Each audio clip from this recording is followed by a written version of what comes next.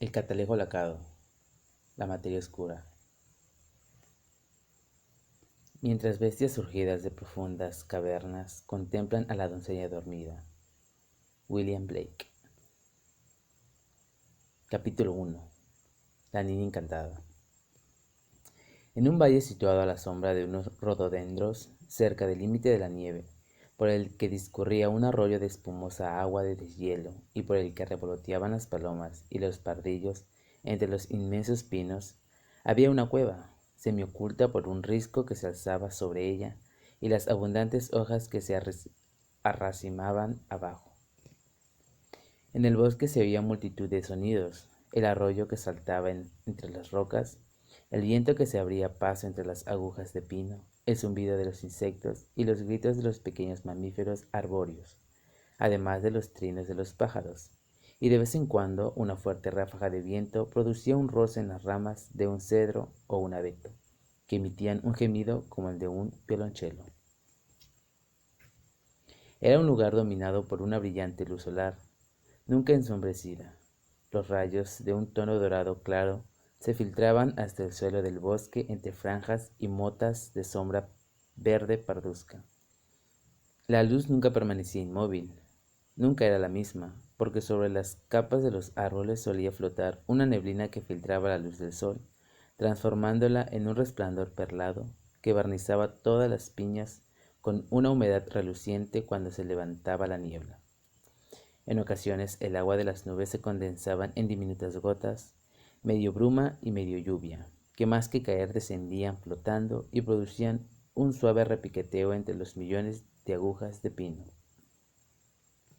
Junto al arroyo, un estrecho sendero conducía a una aldea, apenas un puñado de viviendas de pastores, situada al pie del valle, con un santuario medio derruido, próximo al glaciar que lo coronaba, un lugar donde ondeaban unas descoloridas banderas de seda agitadas por los vientos perpetuos de las altas montañas, y donde los piadosos aldeanos depositaban unas ofrendas de tortas de cebada y té seco. Debido a un curioso efecto producido por la luz, el hielo y la bruma, la cabecera del valle parecía adornada por un perenne arco iris. La cueva quedaba un poco más arriba del sendero. Muchos años atrás había vivido allí un hombre santo, entregado al ayuno, la meditación y la oración. Los aldeanos la veneraban en memoria suya. La cueva medía unos 10 metros de profundidad y tenía el suelo seco, una guarida ideal para un lobo o un oso, aunque los pájaros y murciélagos eran los únicos animales que la habían habitado durante años. Pero la criatura que se hallaba agazapada junto a la entrada, con sus negros ojos vigilantes y las puntiagudas orejas enhiestas, no era un pájaro ni un murciélago. La luz del sol iluminaba su lustroso pelaje dorado, mientras el extraño ser hacía girar con sus manos simiescas una piña en un sentido y en otro, arrancando con sus fuertes dedos las escamas y los dulces piñones. Tras él, justo más allá de la línea donde alcanzaba el sol, la señora Coulter calentaba agua en un cazo sobre un fogón de queroseno. En esta su demonio murmuró una advertencia y la señora Coulter alzó la vista. Una niña aldeana se acercaba por el sendero. La señora Coulter la conocía. Era Ama, que desde hacía unos días le llevaba comida. La señora Coulter se había apresurado a informar a la pequeña que ella era una mujer santa entregada a la meditación y la oración, y que había jurado no hablar jamás con un ser humano. Ama era la única persona cuya visitas aceptaba. Pero esta vez la niña no estaba sola. La acompañaba su padre. Mientras Ama trepaba hacia la cueva, el hombre aguardó a una distancia prudencial. Al entrar a la cueva, Ama se inclinó y dijo: «Me envía mi padre y le ruega que nos dispense su buena voluntad». «Bienvenida», respondió la señora Coulter. La niña llevaba un atillo de tela de algodón desteñida, que depositó a los pies de la señora Coulter. Luego le ofreció un ramillete de flores silvestres, una docena de anémonas atadas con un cordel también de algodón, y se puso a hablar rápidamente, con voz nerviosa. La señora Coulter comprendía algo de la lengua de aquellas gentes de la montaña, pero no quería que supieran hasta qué punto. de modo que indicó sonriente a la muchacha que cerrara la boca y observara a los dos daimonios. El mono dorado tendió su manita negra y el daimonium mariposa de Ama se fue aproximando a él hasta posarse en su calloso dedo. El mono lo acercó lentamente a su oreja y la señora Coulter notó que en su mente penetraba un flujo de entendimiento que clarificó las palabras de la niña. Los aldeanos se alegraban de que una mujer santa como ella se hubiera refugiado en la cueva, pero corrían rumores de que tenía una compañera tan peligrosa como poderosa. Eso era lo que había infundido miedo a los aldeanos. ¿Era aquel otro ser el alma o la sirviente de la señora Coulter? ¿Albergaba malas intenciones? ¿Para qué había ido allí? ¿Pensaban quedarse mucho tiempo? Ama, muy azorada, transmitió esas preguntas a la señora Coulter. Mientras la comprensión del demonio penetraba en ella, a la señora Coulter se le ocurrió una idea novedosa. Podía decir la verdad. No toda, por supuesto, pero sí una parte. La ocurrencia le produjo un pequeño estremecimiento de hilaridad, pero reprimió la risa al responder. Sí, una persona vive conmigo, pero no hay nada que temer. Es mi hija, que está bajo los efectos de un hechizo que la tiene dormida. Hemos venido aquí para ocultarnos del mago que la hechizó, mientras yo trato de curarla y procuro que no sufra ningún daño. Puedes entrar a verla si quieres. La suave voz de la señora Coulter produjo una mezcla de sosiego y temor a Ama, impresionada al oír hablar de hechizos y magos. Pero el mono dorado sostenía su daimonion con suma delicadeza y ella sentía curiosidad, por lo que siguió a la señora Coulter al interior de la cueva. El padre de Ama, que le esperaba en el sendero, avanzó un paso. Su daimonium cuervo desplegó las alas un par de veces, pero permaneció donde estaba. La señora Coulter encendió una vela porque la luz menguaba con rapidez y condujo a Ama hacia la parte posterior de la cueva. Los ojos de la niña, abiertos como platos, resplandecían en la oscuridad al tiempo que juntaba el índice y el pulgar en un gesto repetitivo desatinado a confundir a los espíritus malévolos y ahuyentar cualquier peligro. ¿Lo ves?, dijo la señora Coulter. No puede causar ningún daño. No hay nada que temer. Ama se arrodilló junto a la figura acostada en el saco de dormir. Era una niña de unos 3 o 4 años más que ella, con el pelo de un color que Ama jamás había visto, un rubio castaño como la melena de un león. Tenía los labios apretados y estaba profundamente dormida. De eso no cabía duda, pues su daimonion yacía enrollado e inconsciente sobre su cuello. Parecía una mangosta, pero era de color dorado rojizo y más pequeño. El mono dorado alisó con ternura el pelo de la frente del daimonion dormido, el cual se agitó exhalando un breve y ronco maullido. El daimonion de Ama, semejante a un ratón, se pegó al cuello de ésta y se asomó temeroso por entre sus cabellos. «Puedes contarle a tu padre lo que has visto», prosiguió la señora Coulter.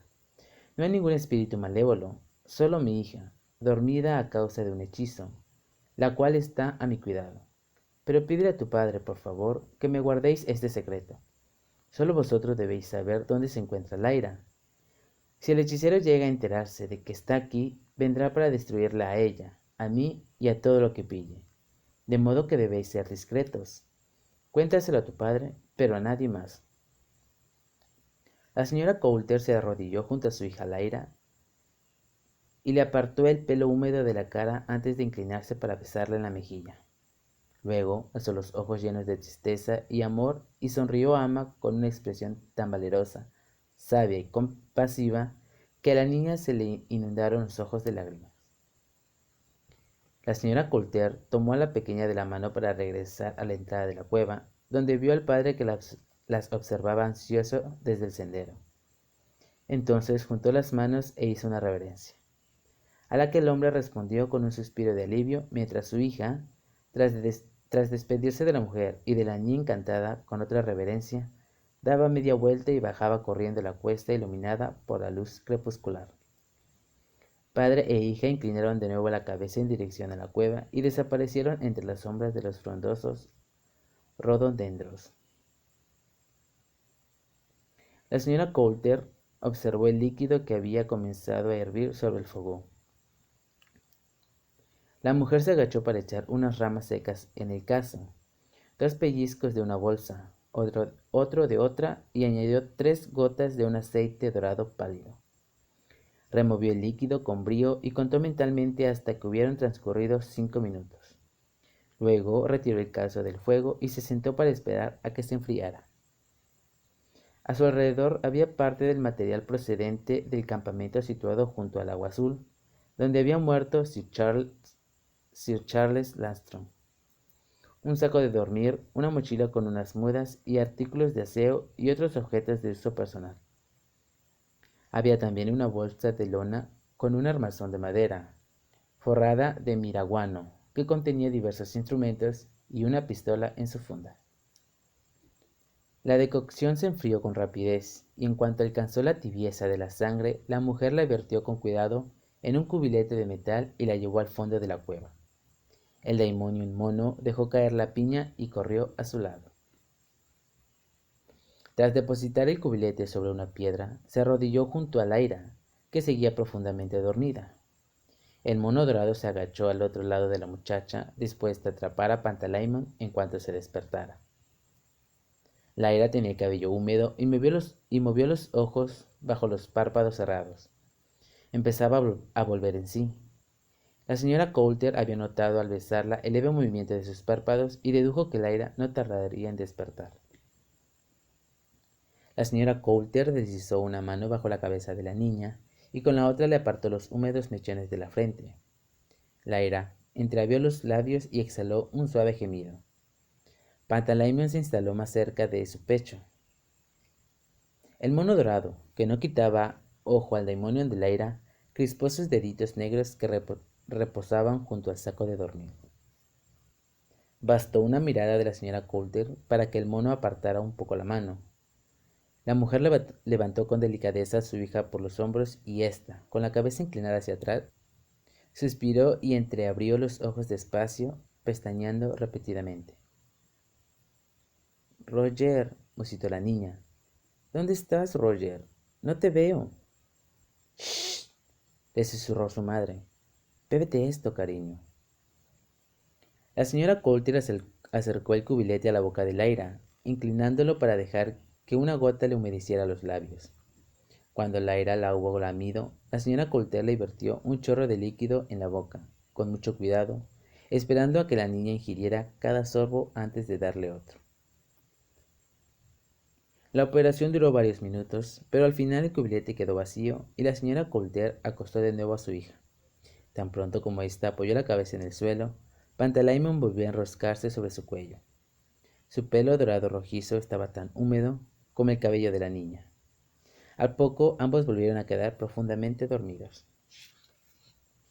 El mono dorado se dirigió con paso vivo hasta la boca de la cueva, donde se instaló para vigilar el sendero. La señora Coulter sumergió un trapo en una palangana de agua fría y lo aplicó al rostro de Laira. Acto seguido abrió el saco de dormir y le lavó los brazos, el cuello y los hombros, pues hacía calor. Por último, le desenredó con delicadeza el cabello y se lo peinó hacia atrás, trazando una nítida raya en medio.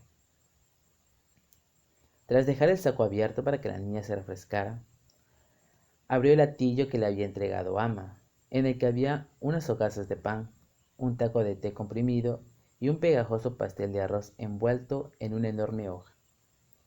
Había llegado el momento de encender fuego. El aire de la montaña era helado. De forma metódica, la señora Coulter partió unas ramas secas y encendió una cerilla. Otra cosa que tener en cuenta: escaseaban las cerillas y apenas quedaba queroseno para el fogón. A partir de ahora tendría que mantener el fuego encendido día y noche. Su demonio estaba descontento. No le gustaba lo que ella hacía, y cuando intentó expresar su descontento, ella le apartó a un lado.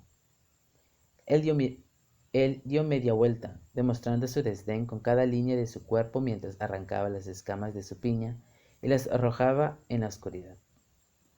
La señora Coulter no le hizo caso y siguió trabajando con maña para encender el fuego, y luego puso el cazo para calentar agua y preparar el té. No obstante, la afectó el escepticismo de su demonio, como era lógico. La señora Coulter se preguntó qué diablos estaba haciendo y si se había vuelto loca, y qué ocurriría cuando se enteraran en la iglesia. El mono dorado tenía razón. Ella no solo ocultaba la ira, sino que se estaba engañando a sí misma.